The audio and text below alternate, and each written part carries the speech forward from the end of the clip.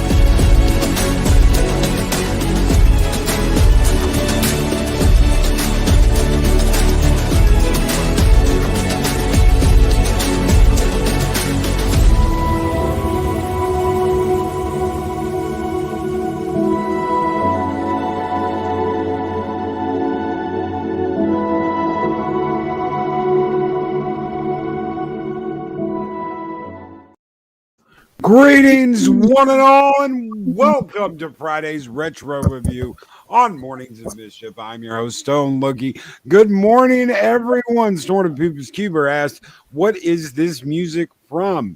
That is from my own collection of music that is copyright free for the show. There's an artist called Black Rom, everybody, and so much of the music I've used on this show throughout the last 2 years is from Black Rom. This show would not be as cool as it is without some of that great intro music that I've gotten from him. So absolutely, that song was called Line of Sight, and that was from Black Rom. The Mornings of Mischief jam, the down, that's Black Rom. So many of the songs that I've used are from Black Rom. So big shout out to him this morning. Thank you so very much. But we are going to talk about Space Above and Beyond this morning. And this was one of my favorite shows when I was a teenager. I absolutely could not get enough of this. And Dave G sound, no. That's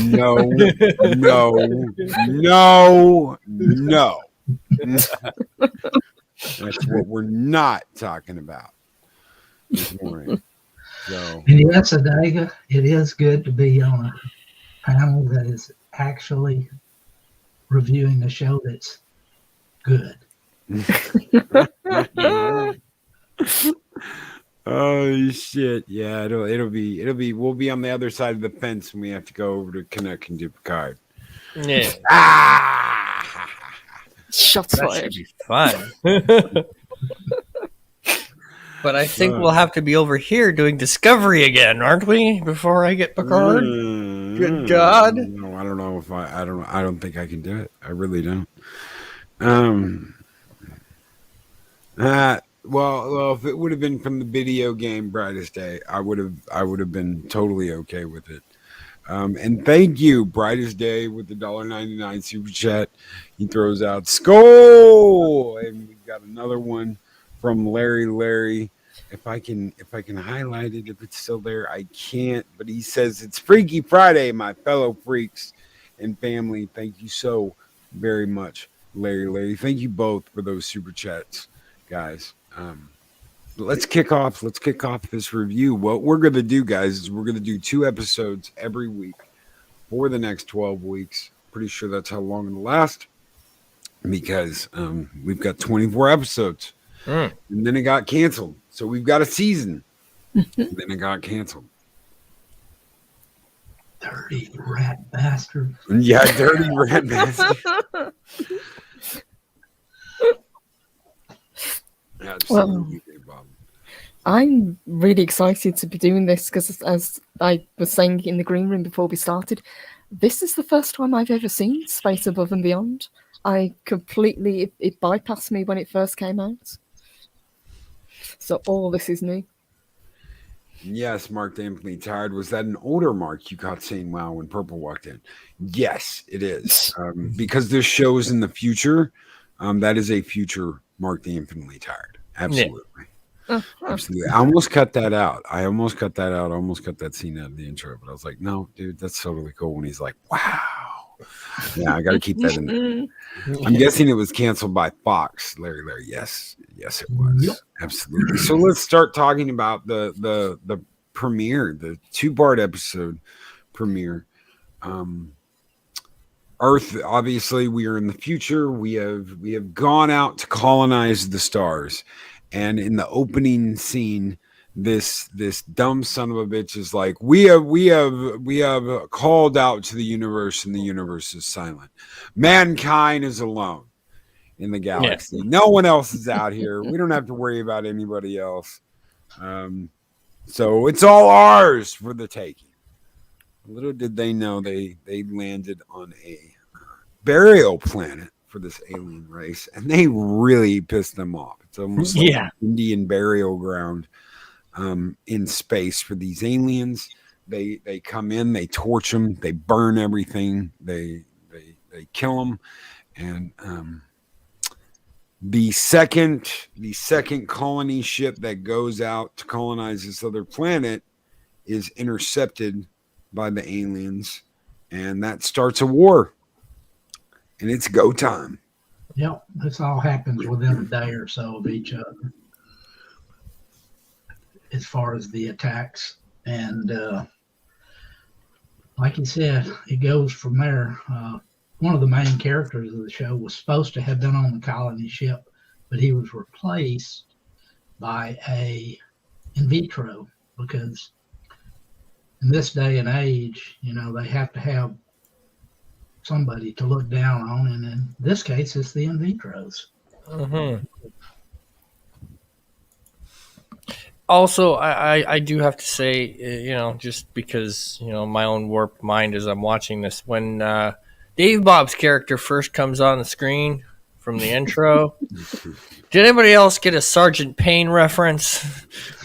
Like, I was just waiting for him to tell him, it was like, wow. You mean Major Payne? Yeah. Yeah. Come and get me 50, you maggots. Yeah. Sweat on my knee will quench your thirst. I was waiting for that line. I was impressed with how well they introduced all of these characters.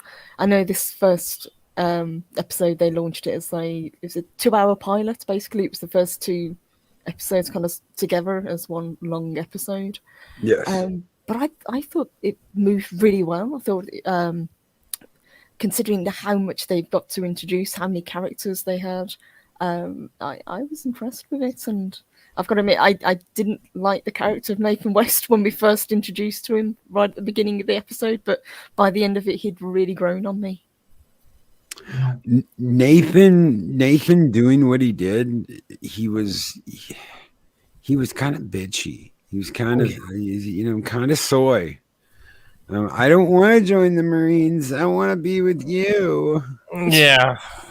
And you're just like, dude, just join the Marines, man. No, I'm gonna try and sneak aboard the ship and hide like a little Yeah, bitch. he gets caught real quick. Yeah. That was the worst hiding place ever. Let's just put a neon sign over my head where I am. Honestly, they throw so much at you in this first episode trying to set this up. You know, you get introduced to the, like I said, the main cast. You got the in vitros, you got the silicates, everything is thrown at you, and it just, you know, kind of gets you. Yeah, they even threw a Churchill speech at you at the end. Yep. Mm-hmm. Yep. Yeah. Yep. Yes, they do. Yes, they do.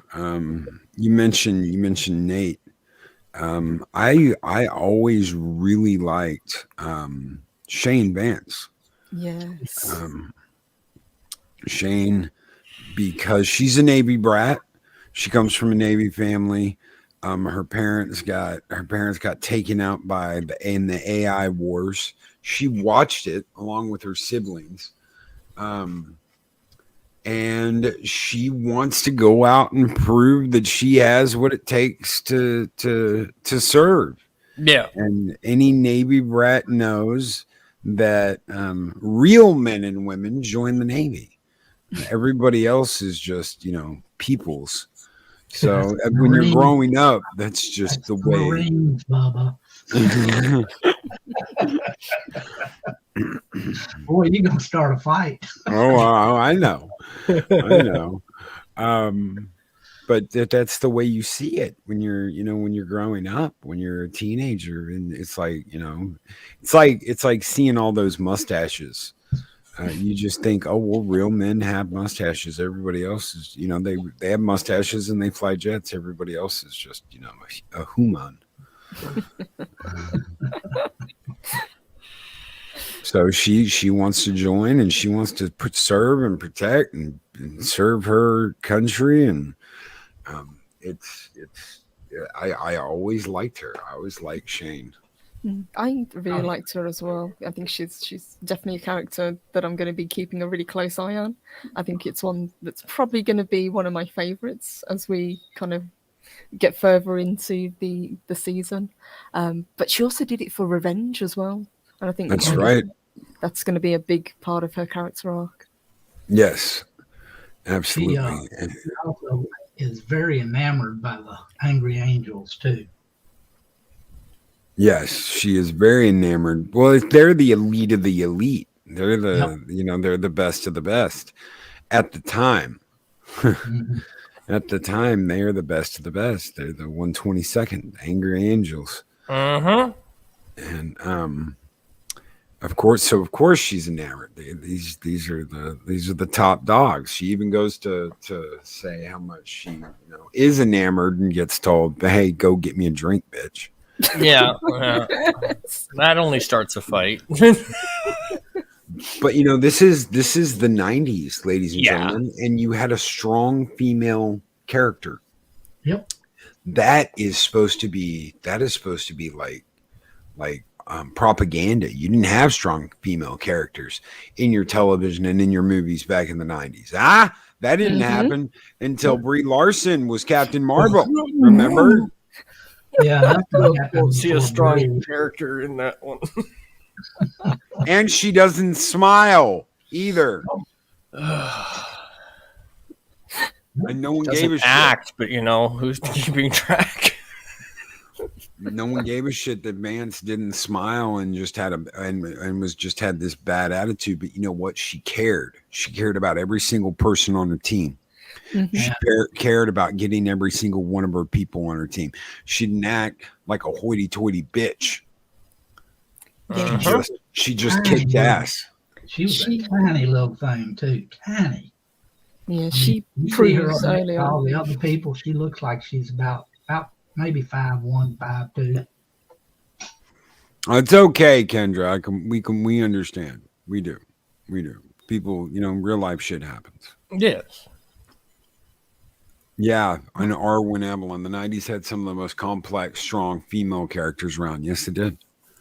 Yes, they did. 80s and the 90s had some kick-ass chicks kicking ass and taking names. Well, she proves early on, even in this episode, just how capable she is by taking control. about halfway through. Once they get their proper mission, she's the one who steps up, and because they don't actually have a commander, she's the one that assumes that role. Well, yeah. Well, there. Yes, absolutely. Yeah. It was always like a head-to-head between her and Nathan. Every once in a while, the tank would jump in and be like, "I have something to say," and they'd be like, "Shut the hell up, tank." Yeah.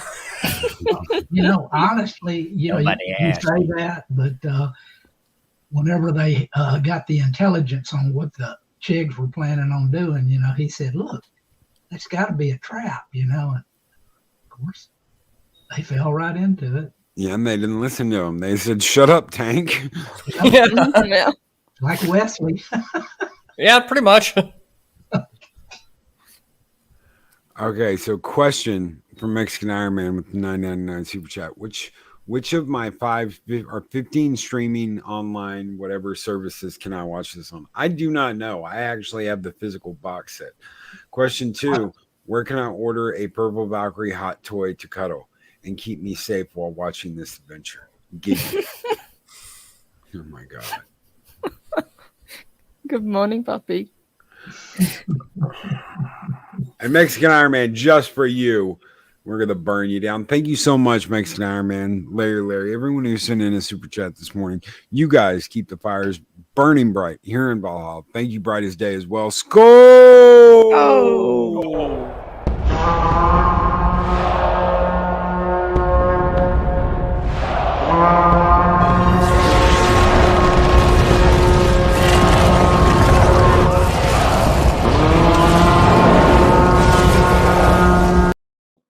Burning it down here this morning. Thank you, Mexican Iron Man.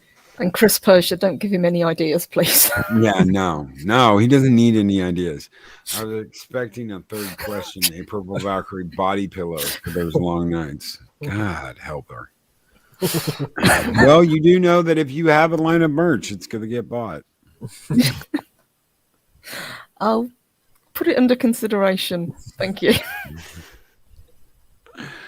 So we've got Shane, we've got Nathan, we've got the tank, who we first meet, and it's one of those like, okay, so what's wrong with him? Oh, he's got a nipple on his neck. They call him they call him a tank, and the reason why is that he was born in a tank. He was not born as a normal human being is born. He does not have a mother and a father. Mm-hmm. He's got genetics, and Hawks is one of those weird characters that you're just like, okay, wait, what? Honestly, you have to kind of give a little background. They're gestated at 18 years old. When they come out, they're full grown. There's no childhood, and like you said, there's no parents because they're all just kind of a mishmash. They just pick out the best parts of the genetics that they want to try to, make the tanks. And they're given a kind of a crash course in how to be human and just kind of thrown out into the world. Yes. That this, when I first watched it, kind of confused me because, as you say, it does just kind of throw you into this world. I'm guessing as we go on, we get a little bit more backstory. But the tanks were made because the AI originally that they had rebelled, and they needed a supplement force to take, to basically be shock troops. So that's where the in vitros came from. Yes. They just grew this army, basically. Yeah. And then the army didn't want to fight. Yes. No, they threw them out there. They're tougher than your normal human being, and that's kind of another reason, other than being born in a tank, that they were called tanks. They were kind of like, they sent them out ahead of everybody. They were just cannon fodder, basically.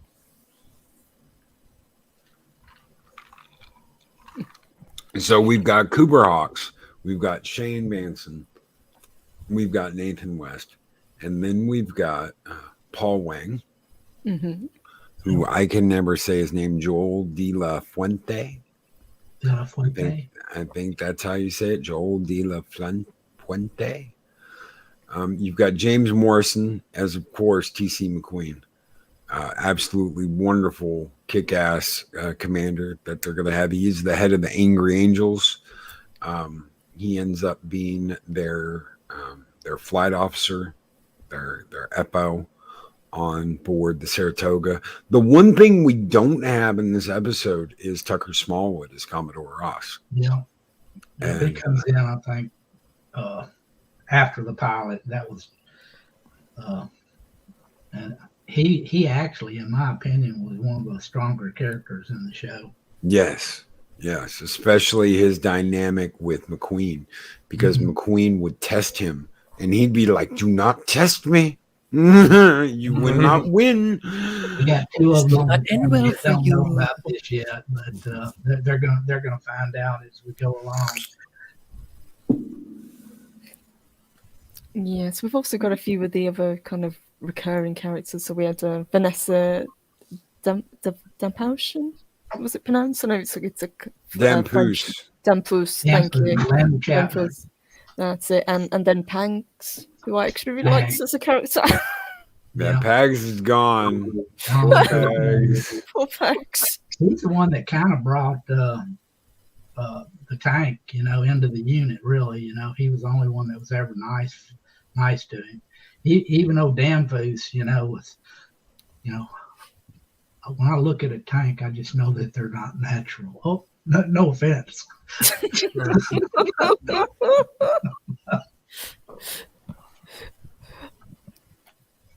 I think that was one of the best scenes, though, when we do lose Pags, and and Hawks is talking at Eddie's funeral, and he's trying to figure out, what it actually means to be human. I thought that was a really, really well done scene.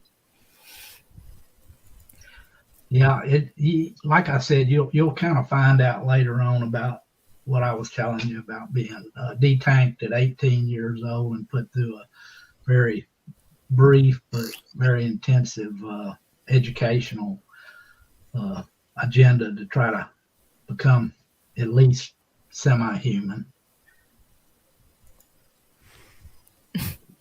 Project Storytime says, "What about a Purple Valkyrie plushie that says Morning Poppy when you pull her string?" Ooh.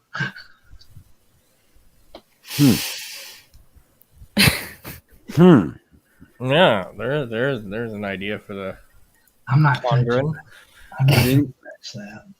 Did anyone else get a strong Starship Troopers vibe in some places? Yes, absolutely. Mhm. Oh, Yeah. Absolutely. And the show got some shit for that. Really? Oh, yeah. The show got some shit. There were people that did not like how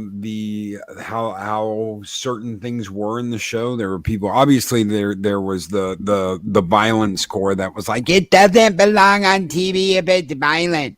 Go away. The interaction you get with the aliens and some of the people on this show is very, I don't know how much I can say because you haven't seen some of the episodes, and I'm not going to ruin it for anybody that's watching along with us, since we're going to be watching 2 episodes every week. There were just people that did not agree with some of the philosophy of the show. Okay. And they Like were being when woman opens up to you, your immediate instinct is to stick your tongue down their neck. This show no, it wasn't that. Go ahead, Dave Bob. was very militaristic. I think that at Yes. the time was one of the biggest agendas that people had against it. They just did not like that. It was very militaristic and it was patriotic. Yes, it was very patriotic, and I don't know if some of you have ever seen some of the reviews for Starship Troopers. There were a lot of people that called them Yahtzees. Oh, the humans race is just a bunch of Yahtzees. That's kind of how they treated some of the ideas in the show and some of the concepts that they did, was to call them Yahtzees. Wow. Human race is just a bunch of bad people. And Well, That's how one they thing train I you. like about it is the physics of the show. They didn't have faster than light travel. The only way they were able to travel to other star system was through wormholes that they kind of had that were predictable enough to where they could time it to where they could get to where they wanted to go through the wormholes. Yes. Yeah, it was an interesting way of solving that problem. Yeah, they were actually still using, it looked like chemical or maybe nuclear rockets. You could never really tell, but being able to go from Earth to Mars in the short time that it took them, I think it was like 80 hours or something like that. You know, they had to be booking ass. Yeah. Grab 2 coffees on the go. Let's go. 2 coffees and a Red Bull. Let's go. I was really impressed with the designs of the ships as well. I mean, considering this came out in the mid-90s, I thought they really worked hard to make the ships look unique. They weren't copying off any other sci-fi show that had gone before it. Yeah. I don't. Do you guys remember when they launched their fighters for the first time and they're taxiing them out? Mm-hmm. Supposedly, Russia got a hold of satellite or spy photos, whatever, of us pulling out those hammerheads Yeah. from a closed down airbase and thought we had some new fucking experimental fighter at the time. It was a thing. It was like, really? They got I really pictures like of the it. launch sequence from the I guess the equivalent to an aircraft carrier. I really like the launch Was sequence. it Saratoga? Yeah. I really like the launch sequence. I love the way they come up, the cockpit. Yeah. Just Yeah, I like that whole aspect of it. You know, I never was really sure. Did the cockpits detach or were they just still connected to the ship? I think they were detached. I'm not sure. Yes, the cockpits detached because that's how they got in and out of them on the Saratoga.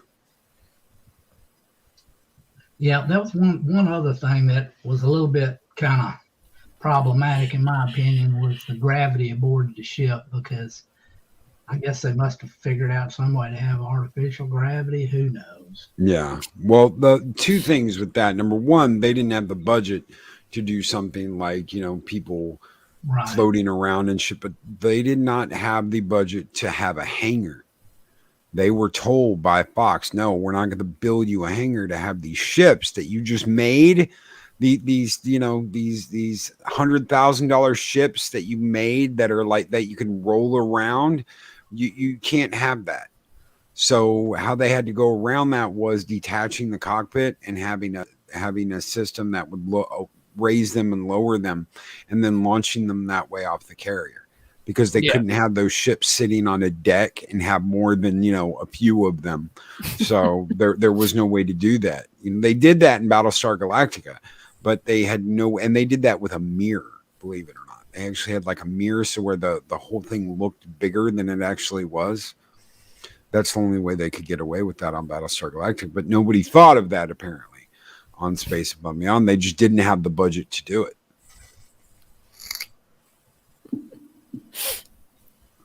Yeah, I love the space battle scenes though, and that music. Hey, ho! Yeah. Let's go. Yes. Yes. Yep, That was the rock and roll. tank, I guess he stole a little DV or a little some kind of little compact disc from a relay station on Mars that was relaying messages or whatever. And Yeah, that was a mini CD. If anybody remembers that was a mini CD. That was a mini disc. Yeah. God. Apparently that was kind of like a standard procedure where anytime you had a relay station, you had to have that, thing that they sent out with Voyager, the big giant gold record. Only this time it was just a little compact disc. Oh, I've heard of this, man. It's from the 20th century. It's called rock and roll, man. Yeah. They did it like this. They put their hands out on their guns and they were like, yeah, man. He started playing his rifle like a guitar. Poor Pags. Poor Pags. Loved old Pags. Gone before its time. Yes, I think that's probably one of my favourite parts of the episode when they were on Mars. I thought it looked great. They really worked hard to kind of replicate the whole environment of Mars. I thought the suits that they were wearing looked really cool as well.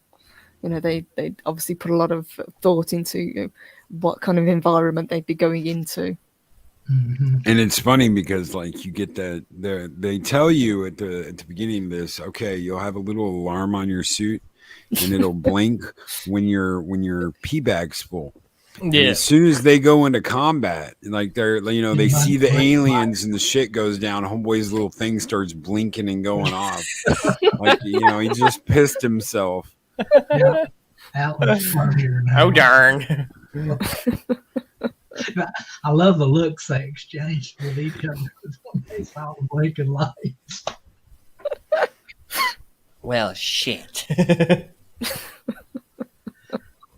That really happened. No, it's just a malfunction. That's not what that is. Yeah.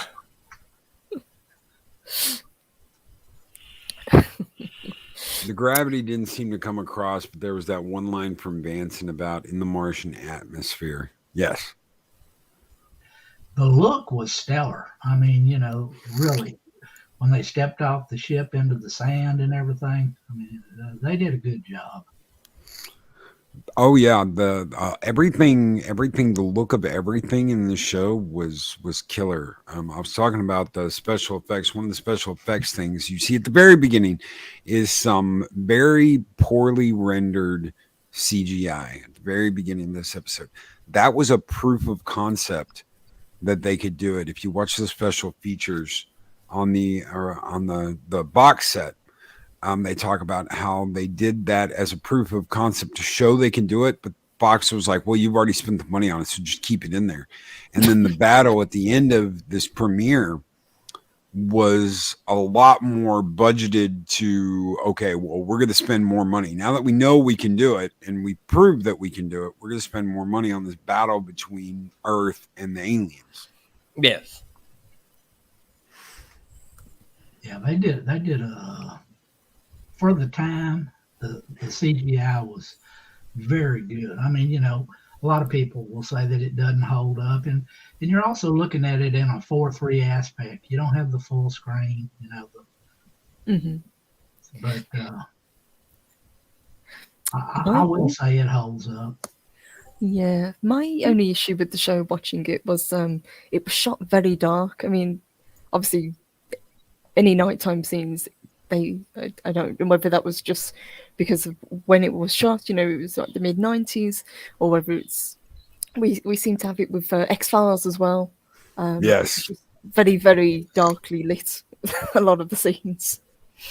Well, I think the producers were the lone gunmen from the X-Files. They were directly from the X-Files. Yes. Yeah, the two big producers on this show were from the X-Files. Same producers, same production team. And you might even get some X-Files actors here and there. Yep. Well, maybe. David Duchovny on your intro. Yes, that was David Duchovny on the intro. Yes, it was.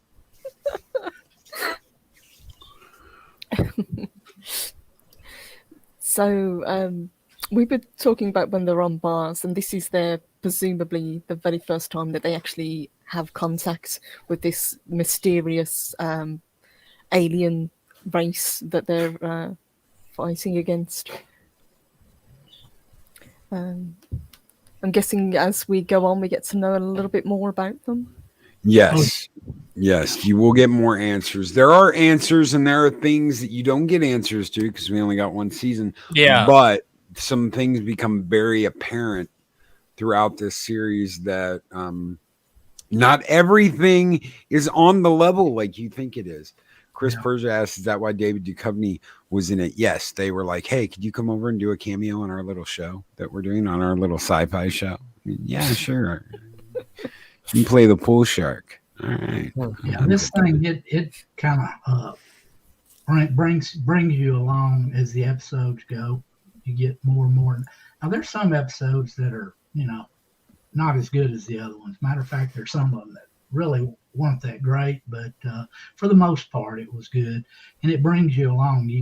You have to follow it to find out about the Chigs and the AIs, and how everything came to be in this particular universe. And it's an interesting thing. You also find out that it's just like nowadays. You got the big military complex and the corrupt governments and whatnot going on throughout the series. You'll find out as we go along. I think how water kills them. And this did have one of the most watched two-parters of that year, which was The Angriest Angel. When we get to The Angriest Angel, that was one of the most watched two-parters, I think, of that year. Everyone was talking about this two-parter called The Angriest Angel, which I can't wait to get to. Absolutely, because that is like, to me, that is peak Space Above and Beyond. That is when they were at their peak. They hit their top rung when they did that two-parter episode. Nothing else touches that. And there are shows that don't come anywhere close to that level of badassery. There's plenty of television shows that went a lot longer than one season that don't come close to as badass as that two-parter was. Yes. Having just started this, I'm very surprised actually that it only lasted one season. I mean, the cast was strong, the special effects looked great, like you say. They clearly knew what they wanted to tell with the story. So that's disappointing to find out. The only problem, it was on Fox. Yeah. And they weren't The Simpsons.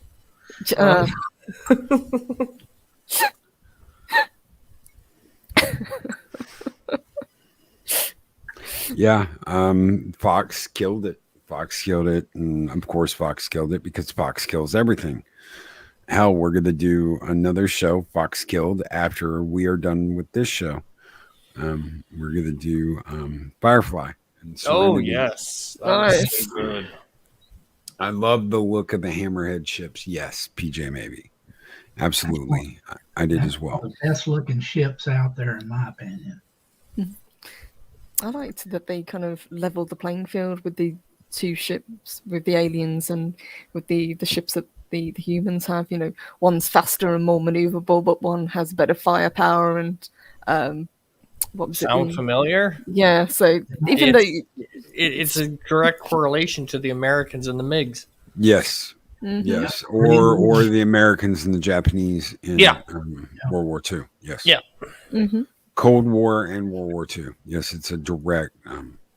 We have the better firepower. We have more maneuverability. They are faster and can get out of a situation a lot quicker than we can. But we've got the firepower.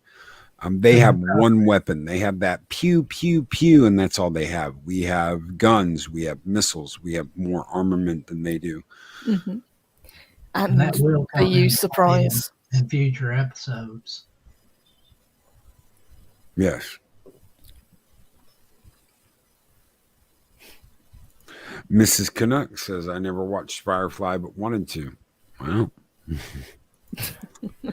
I aim to misbehave, so we're gonna do this series after this one. So what did you guys think of the best parts of this two-parter? We'll go around the room. We'll do this a couple times before we get out of here with different things, but what was your best part of this? We'll start with Canuck and go around. For me, it was two fronts. One, the Churchill reference, because that made me laugh, and the gunny at the beginning, because all I kept thinking was Sergeant Payne, and that movie played through my head, so it was just funny. Purple. I loved the way that they introduced the characters. They didn't spend too much time trying to give you too much backstory. They just told you, okay, this is how it is. We're jumping in at this point. Go with us. I thought that even though they had a pretty big cast to introduce, they did really well. All the characters that they have, they're very individual. I love the fact that when they kind of come together with the Sergeant Major, even after 6 weeks, they're still not working together, which I thought was pretty funny. You know, he's going nuts at them because they just will not gel as a team, which is what he's trying to get them to do. And it's not until they go out on this mission to repair the system tracking drone, and they get ambushed and they realize what it is they're actually up against, that they finally realize, you know, they need to rely on each other, they need to have each other's backs, and that's when they start to work as a unit.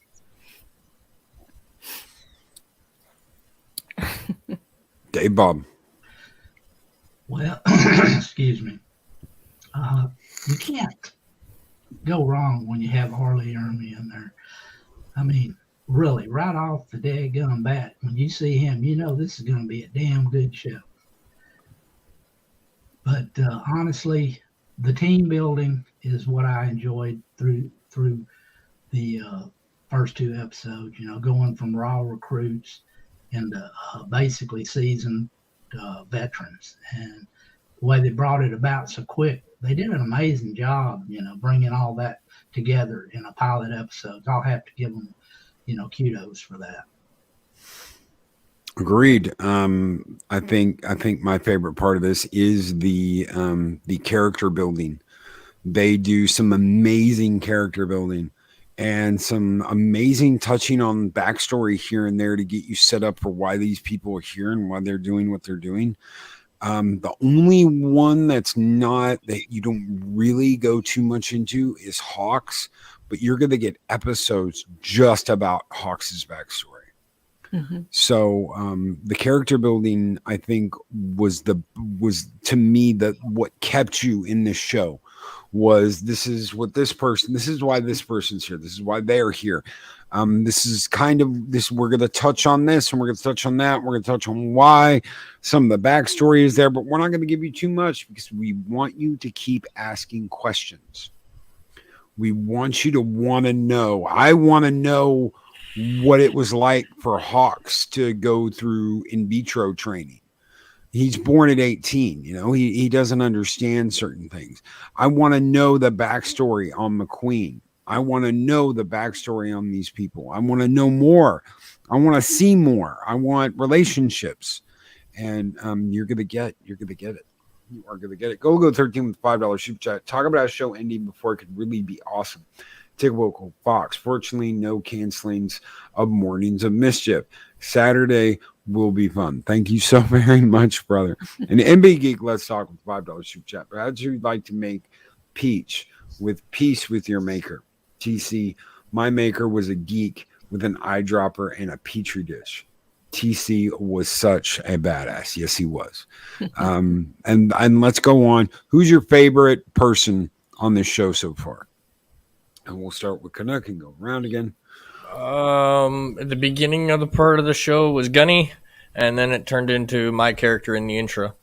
I love when he just looks at you. Ever pull that shit again?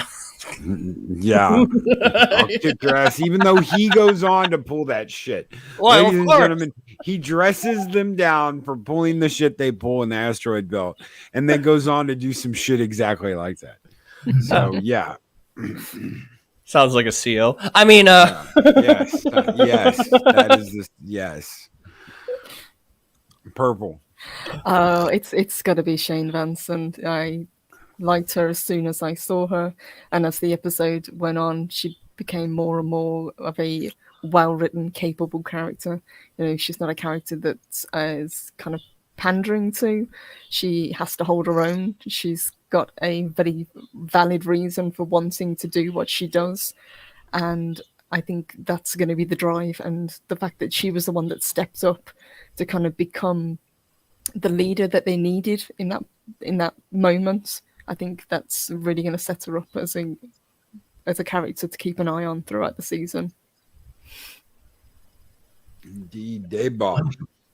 Well, for me, it had been McQueen, but you know, in the episode.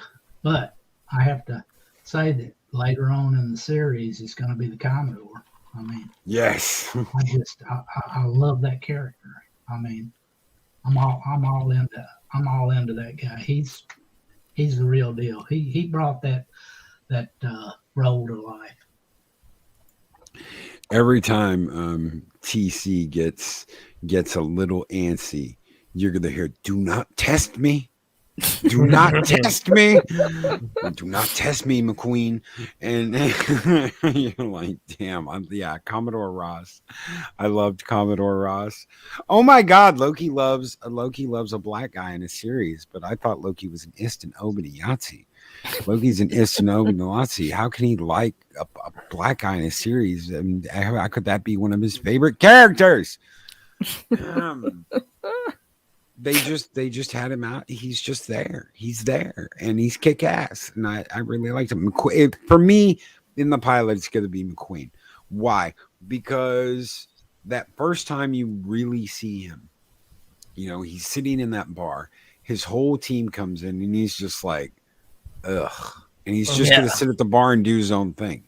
He doesn't really give a shit what they're doing, and he probably catches some flack from them. Even though he is the head of the Angry Angels and he is the angriest angels of the angels, he's a tank. So they're either gonna treat him like shit or they're gonna give him some respect. He is the only one that makes it though. He's it. He's the last.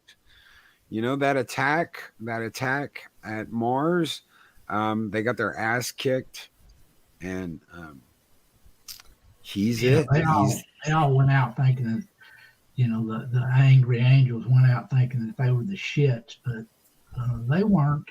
No. Yes. No, and when McQueen comes in that briefing room and he flips that table over and he's like, "I want to look you in your eyes," he is getting their attention, and that is all about listen to me because it could save your fucking lives. Yeah. Mm-hmm. And it they does pretty much admit to him, at a later time in this episode, that he's the one that kept him alive just by what he told them. Yeah, Shane tells him that. And he's like, "Oh, shut up. Shut up, Shane." And then tells him if you ever do anything like that again. Yeah. I love in the middle of the battle when Hawks was like, "They're on me. I can't get them off of me." He said, "Kill your damn engine tank." Yeah. Yeah, he couldn't turn. He could not turn. And what was happening was he was going into afterburner mode and his plane wouldn't turn. And that was one of the things with the hammerheads. What if you were going full speed, you could not turn. So the only way he could turn was to kill that right engine and let the left push him over to the right. That was something that they didn't have to put in there. That was beautifully done. Yes. What Dave Bob is talking about, because McQueen has to tell him, "Kill your right engine, you stupid tank." Yeah. Because he was like, I can't turn the damn plane. And he's like, "Oh my God, kill your right engine and let your left push you to the right." There's 2 throttles there. Yeah. Use them. God, that's beautifully. It was a beautiful thing. That is a very beautiful thing. Mm-hmm. They had minority characters in this that were not minority characters, but they were treated like minority characters, and that was it's a different thing. And you say they're the new underclass. I mean, they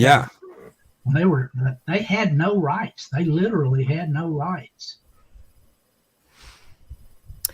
Well, from what I can gather, just watching the first couple of episodes, obviously they were created to do a job and then they didn't do the job that they were created for, so they're pretty much useless within society and they're really looked down upon. Not through any fault of their own, it's just how the tanks were bred. Human nature. Mm-hmm. And Rod Thunderheart with a $10 Canadian super chat. Thank you so much, brother. And he says, Hail Stone Loki, Rambling Canuck, Dave Bob, and Purple Valkyrie. It hasn't been fun the last few weeks. Picking brother up from hospital. He's had a difficult time removing a 30-year-old hernia. Thanks, Wow. all. Brother, I'm so sorry to hear that, brother. All our wishes. Excuse me. Hold on. I had to take a drink. All of our best wishes to you and your brother, Rod. I hopefully he will get well very soon and be on the mend. Thank you so very much for that super chat. All of you keep the fires burning bright in Valhalla, and thank you so very much, Rod Thunderheart. This super chat is for you guys. Never give up, never surrender. Skol! Oh!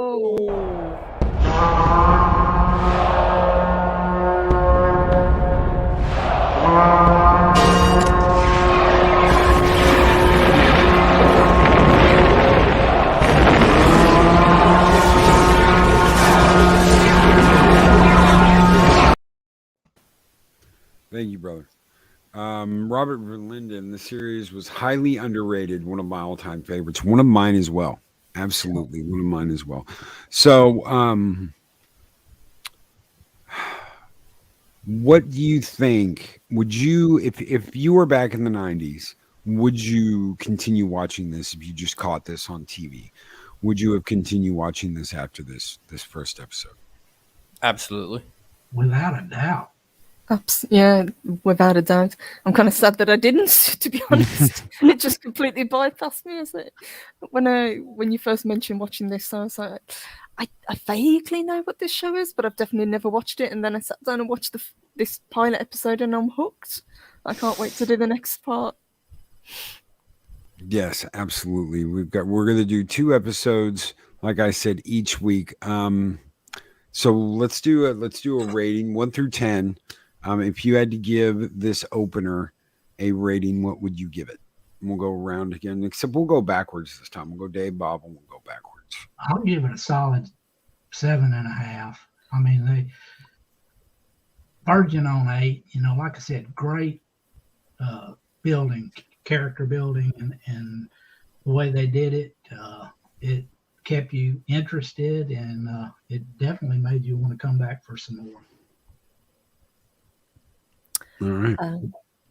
I would give it an 8, I think. I've thoroughly enjoyed the first episode. Really, really love the characters. I love the interactions that they have. I like to see the relationships. And I loved at the end of the episode where they use the elements of surprise against the enemy. The one thing that they kept getting caught out on is these surprise attacks, and they finally kind of get ahead of them and manage to take, do some damage back. And I thought that was great to see. Yeah, for me, I'd probably go a 7, just on the basis that it's we're at the beginning, so I don't want to, put myself too high at the beginning and then have nowhere to go. So I'll go 7. 7. All right. Dega Outlaw with $4.99 super chat. Space battles, good characters, and mystery. Oh my. Must be too good to keep making. The show died too soon. Absolutely. I absolutely agree with you, Dega. Thank you so very much for that $4.99 super chat. Robert Linden, the first time I saw it, I fell in love. The ground combat is harrowing. Yes, we're going to get into that. We're going to get into that more. Now, believe it or not, I got into this because of the space combat. I can't remember how old I was. It was maybe 12, 13, or 14. I'm not sure. Might have been 15. But it was the space combat that pulled me in. The ground combat, I had to get used to. I had to deal with that. And I appreciate it more and more now that I've gotten older than I did when I was younger, when I was a kid, because I didn't appreciate it then. Every Marine is a rifleman. Every Marine is a rifleman. Absolutely. I'm going to give it an 8. I really liked R. Lee, coming in as the gunny, as the drill instructor. I thought that was absolutely excellent. You get to learn a little bit about McQueen. You get to learn a little bit about everybody. There is solid character building. The special effects are kind of janky at the beginning, but once you realize that they did that as like a proof of concept. Can you do this? Can we make space alien ships going pew, pew, pew, pew, pew against other things?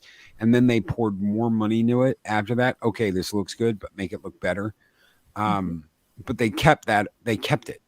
They didn't want to spend more money and redo the scene again. So they just kept that original scene and said, no, we'll keep the proof of concept in the opening. And then it gets better as the show goes on. And it's going to keep getting better to the point where you're like, damn, this is totally believable. I'm not seeing CG cutscenes. I'm seeing something that I believe is actually out there. I don't know how they did it, but they did it. Yeah, you're talking about effects from 25 years ago, and it really it holds up. It does hold up. Colin, message me. Do you have the link up yet?